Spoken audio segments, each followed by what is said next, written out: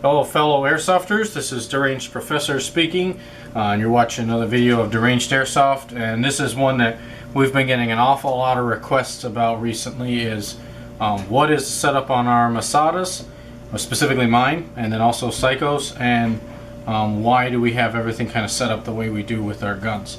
So I'm going to go from front to back on the gun. I'll take it apart, I'll show you everything that I have on it, and what pieces that I have in certain spots for where, for why, and all that kind of good stuff. Alright, so this gun has been mine for, let's see, how long has this one been? Probably about 3 to 4 years, probably almost my entire airsoft life has been this Masada. I've owned 2 other guns before this one. I had my first airsoft gun was a Bravo RDW, which I did not find very appealing to me. And then the second gun that I bought was from a buddy of mine, and it was this Masada. So, and ever since then, it's been like my only. I've just had a really good time with this gun and a passion for the Masada, because there doesn't seem to be a whole lot of people out there that do a lot with them, and it's such a nice rifle, such an iconic rifle in both the real world and the airsoft world, and even gaming world. So it's just been an awesome gun, and I really enjoyed using it.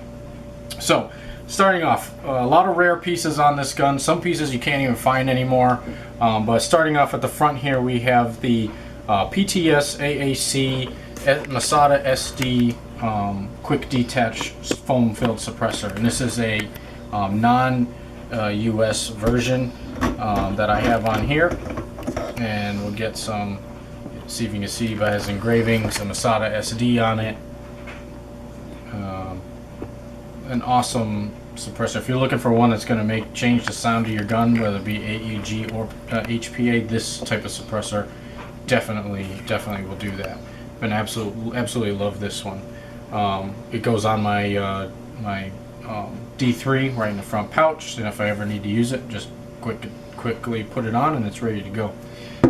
The flash hider is the AAC 51T, and a noticeable thing with this is the threading on this will not work with the AAC M42000s. So if you have the Masada SD, the 51T that you need for it is not the same as the M42000s. The actual threading here is different. It's got 2 smaller ribs instead of the 51Ts on the M42000s has 1 giant rib on it. Also, this one's been kind of specially done. It's all banged up. You can see I use it a lot. And we had this kind of cool color that we were able to do with it. I have a spacer in here to make sure that this doesn't contact the gas block, the right here, the adjustment knob, because it will if you don't have a spacer there with the 51T. On this front end, I have my clandestine components ACR rail. This is the 12-inch version. There were only 20 of these made, and there was a guy on the ACR forum that made them. Supposedly he's going to be making more, although we haven't seen anything yet from him. They also made 5 of the 9-inch ones. It's very similar to the MSK and the Nexus tactical rail, if you see our video on that one. But this rail is awesome. Everything is set up for Magpul spacing of 9-inch. I think 9-inch piece rail segments on these, and then these ones here are set up for 5 segment slots here. I have a modified 3 slot that allows me to fit right there for my camera. On the opposite side of the rail, I have this is a modified Go Gun gas pedal that I cut off the part that allows you to attach it to a Picatinny rail, and I just put a bolt in here and attached it straight to the rail. This we have a video on, but it makes it really nice when holding. Kind of gives your thumb a real positive lock on it, and also puts it in good space for me to access my light when I need to. The light is using an Elzetta mount. This is their light polycarbonate mount. It's 1 ounce this mount weighs, and on it I have a Surefire G2X Tactical 320 single mode flashlight, which is an awesome flashlight. If you are looking for a nice flashlight, don't look past this one. It's $50 and you won't be disappointed. Really nice widespread with a really concentrated beam in the center. Really bright and very nice solid clip on it. And it's mounted to a Magpul flashlight mount here. Just sets it off just a little bit from the rail, makes it a nice spot to attach. I keep my rail pretty much bare. I like having not a lot of stuff on my hands. It just makes it easy for me to slide my hand back and forth depending on what I actually need to do. For backup sights, I'm running Magpul. They're Gen 1 flip-up sights, and I did the two-tone look with, I took an OD cap and attached it to some black ones. I got that in the front and in the back. For charging handle, we're running our Deranged. This is my design. This is the Deranged incisors, which is the dual style charging handles that we have, and it allows you to use it in either mode, and it acts as one solid piece when they are combined together. You can find these on our Shapeways store. Moving back on the upper, we have for my sight, I'm using a Sight Saver lens protection system with an elongated lens protector that they made for us, because I use a micro dot on top of a T1 riser that I mounted a Picatinny rail segment to. So I'll take this off so you can see.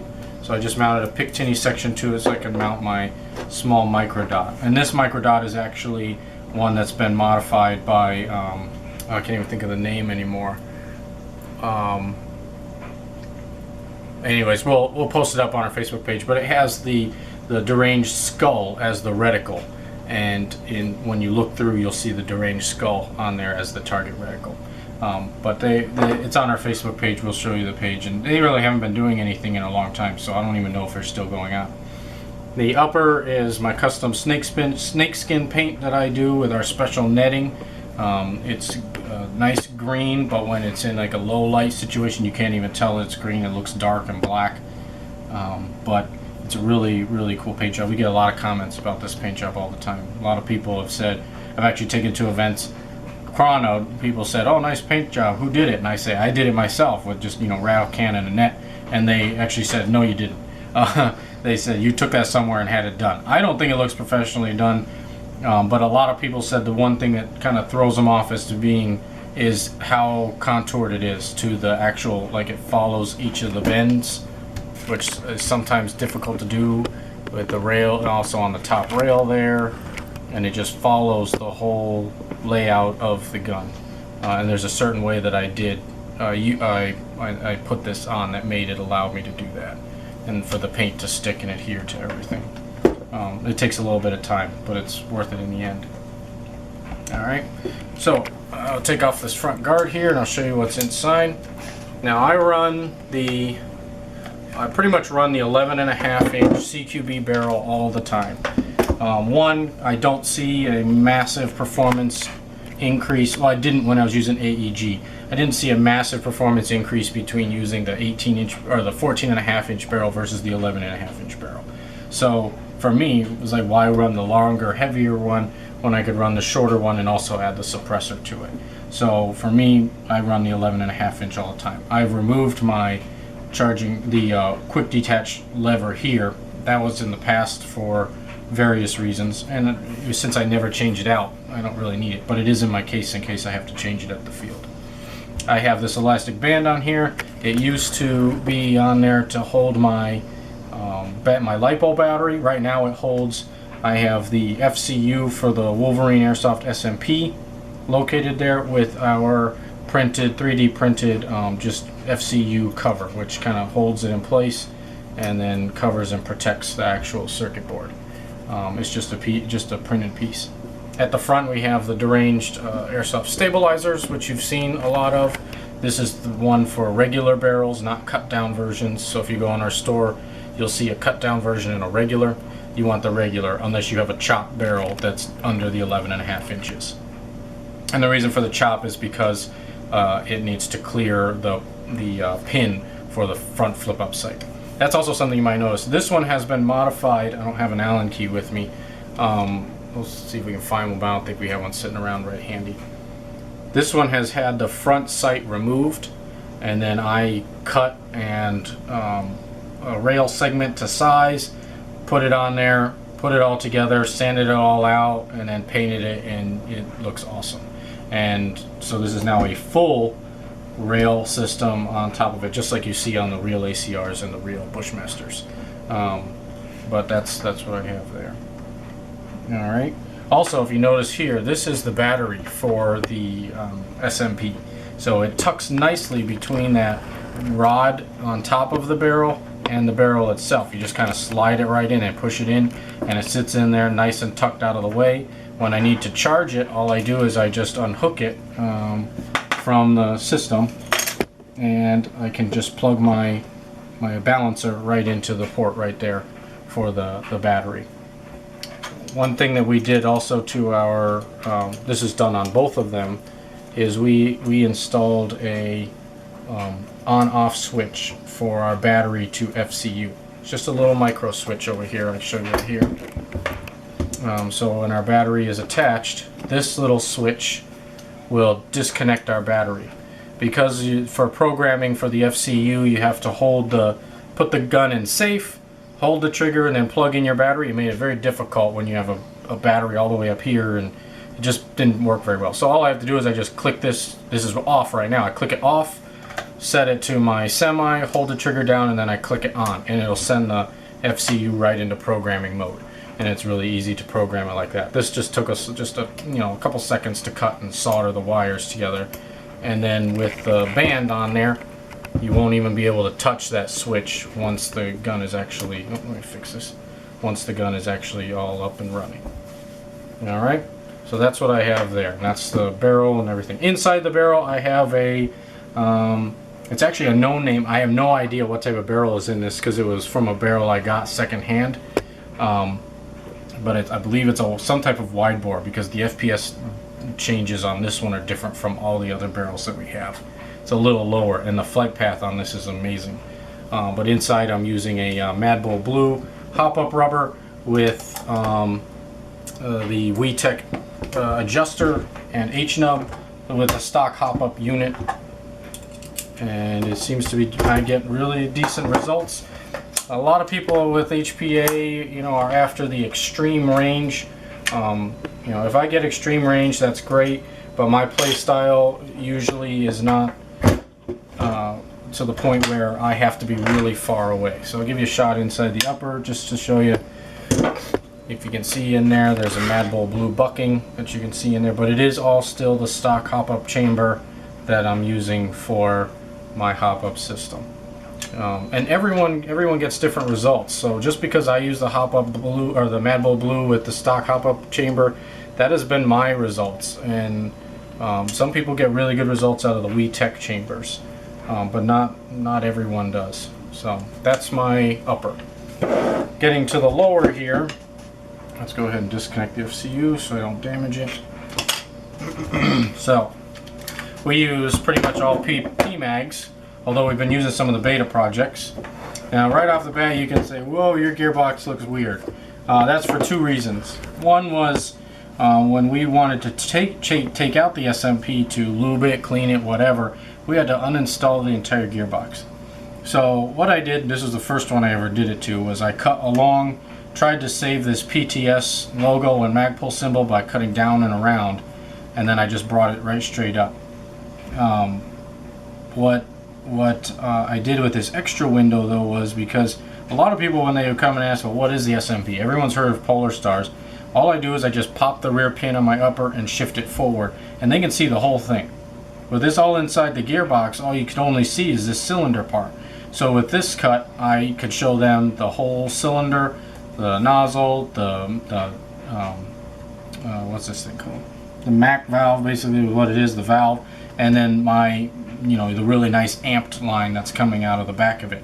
And if you were to turn it and I had a light, you can see like the extra switch that's down in there for the selectors that we did to get it to work.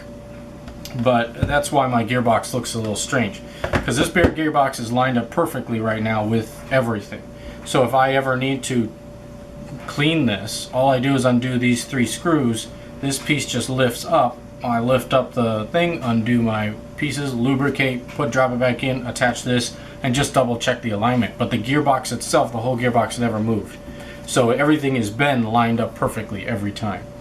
It makes it really nice. This one looks rougher. Like if you look at Psycho's, everything's a lot neater, and that's the way his gun is. Because everything on mine is pretty much test.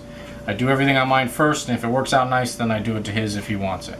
We're also using this is one of Kevin Fung's or KP Designs style triggers that we were working with them, trying to get it to work, and they've run into an issue with the place that could make them. But it's been modified to work only with the SMP unit, and it works nicely. I mean, it's just a nice trigger. A lot of people don't like the straight design. Psycho's not big on it. He likes the regular curve. I kind of like this one. It looks nice and just accents well. On the bottom, I have our Deranged base plate that allows you to run a line right straight out the grip without having to cut and modify your existing base plate that's on there. Or you can just buy it and replace your other one if you want a little nice accent of color. It doesn't matter, but it's a nice little piece, and it's held up really well. You can see it's dirty. It's been through a lot of use, and it's been holding up fine. Other than that, there's really nothing that we've done to this lower that's different. Everything on it is pretty much the same. So this stock has been modified. I'm using the A. Alberts version 1 type sling point with some paracord for my MS3 type sling, because the spacing is just a little bit too narrow for my MS3 to move around freely in there. So I just added this paracord, and it's been holding up fine for like a year and a half, 2 years, no problems. And I even have tripped and fallen, and this gun is I've had nothing break on the sling or come undone. So it's really nice. This is the version 1. He has a version 3 out that we've posted, and it has a QD cup on it instead of this bar. So if you have a QD sling, you just attach it right to it and you're ready to go, and it allows you to transition left and right very easily. It also has our Deranged Airsoft replacement stock button that you see here. We have it in a nice purple on this gun. The purple and green accents, really nice. I also have a green one, so if I want to switch out to green, I can. But they hold up fine. We haven't had any breaks on it. They've been working really well. Other than that, the stock really is pretty much the same, except for a few things. I did not like having the line come out of the bottom, because I was right-handed. The line came out and then it attached to my sling, and it just made this area where it kind of, when it was on my body, it got in the way of some of my mags. So I drilled out the back of the gearbox a little hole, and then drilled a small hole in the back of the stock. Believe me, I was sweating bullets when I was doing this, because these stocks, if you know, they're like as rare as hen's teeth right now. And also dremeled out this little area, this channel, so that the tube could come right out past the sling and not have any problems. And there's still plenty of material there to hold everything together. Haven't had any problems with this. And it's been running like that for a little while. But you can still fold it, you can still put it back, everything just fits in there nicely. And it allows you to not have this line, because this line will follow right with my sling. So wherever my sling goes, this line goes, and it doesn't ever get all bunched up and everything with my gear. So it makes it really nice, and it looks really simple and clean when it's done right. But believe me, I was sweating when I was doing it. It took lots of measurements and stuff. Now we do this with all of our stocks. We add weights. So inside of here I have a bunch of, basically 2 big bolts that are in there with some shrink wrap around them, so I can pull them back out if I ever decide to. But it adds some weight to this part of the stock. And then we also removed the butt pad and added some big nuts to the back side of this underneath the butt pad to add some more weight to the stock also, just to kind of help balance out the Masada, because there is a lot of weight up front, more than like if you were to have a tube frame like M4 or something like that. So we just add a little bit of weight to our stocks, and it helps to balance out the whole system. Other than that is pretty much everything that is on my gun, and where I put all of my things for people to see what my gun is shooting is all right on my gun here. This is from Op Red Storm East 4. These are from different various local events, and I just keep them on there just so people can see what I'm shooting. And then when we go to a field, I always test it on their chrono and they know what I'm shooting, and then we lock our rigs with our regulator locks that we have. But that is pretty much everything on my Masada. I can't think of anything on it that's different or that I'm missing or lacking. But overall, this gun has been my absolute favorite gun in the world to run, and I couldn't think of anything else that I would want to change over to right now. Maybe the Tippmann M4. There are some really cool features about that I've been looking and reading on, but as far as right now, what I see for modularity and being able to do with it, the Masada has really been what I've been really interested in, as you guys already know. So I hope you enjoyed this. I hope this kind of gave you some light as to what I have on my gun, and some of the parts that are out there. Yeah, this also is the very first gearbox that the SMP was ever installed in, by Rich Lort. We worked with them, and when they were in the first early phases of getting the SMP done, and we sent them a gun and this gearbox. This is the first gearbox to ever be installed with an SMP unit. So we've loved it ever since. So shout out to all the people out there that make some great products, especially PTS, Wolverine, Wolverine Airsoft, Sight Saver, or guys at Laser Tech Pros. There's so many to mention. Oh, the trigger, the KP Fung with the KP Designs trigger. Surefire. There's so many parts that we have on here that are really nice and that have lasted a long time. But I hope you enjoyed this. If you have any questions, please feel free to send them. We'll try to answer them as fast as possible. And please feel free to send us a like, tell your friends about us. We'd love to see pictures of any of your Masadas out there on our page at Deranged Airsoft on Facebook. And we'll see you guys out on the field.